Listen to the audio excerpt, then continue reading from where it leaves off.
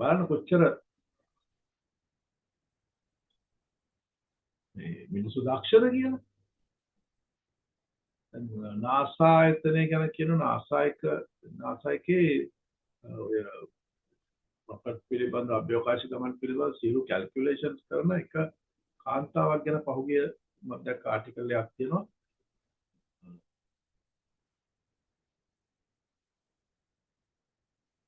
ඉතින්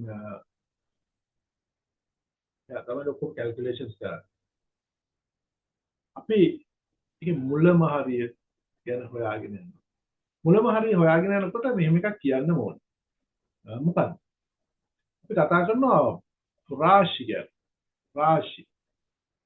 රාශියක් කියන්නේ මොකක්ද? එතන තමයි කතාව පටන් ගන්නේ. මිනිස්සු උත්සාහ කරනවා පුළුවන් හැම දෙයක්ම සංඛ්‍යාත්මකව කියන්න.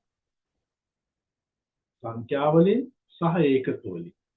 ඒකක සහ සංඛ්‍යා එක්කලා මේ කතාවල් ගොඩනගන්න මිනිස්සු උත්සාහ කරනවා. ඒකේ ප්‍රතිඵලයක් තමයි මේ කතාව. රාශියක් කියන්නේ මොකක්ද? රාශියක් කියන්නේ සංඛ්‍යාත්මකව මැනලා කියන්න පුළුවන් ගති ගුණයක්. යම් කිසි වස්තුවක තියෙන මොනවා හරි ගති ගුණ තියෙනවා නම් ඒ ගති ගුණ සංඛ්‍යාත්මකව කියන්න පුළුවන් නම් අන්නේ කියන්න පුළුවන් තොරතුරු තමයි අපි රාශි කියලා කියන්නේ. අපි සරල උදාහරණයක් ගත්තොත්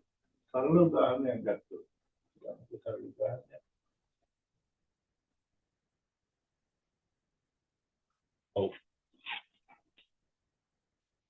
මෙන්න මේ මගේ අතේ තියෙන රූලර් එක. මේ රූලර් එක වලට පේනවා කැල්කියුලේටර් උත් එක්කලා තියෙන මේක.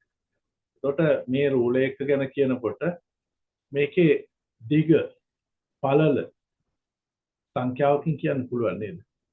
සහ ඒකකයකින් කියන්න පුළුවන්. මිලිමීටර්ද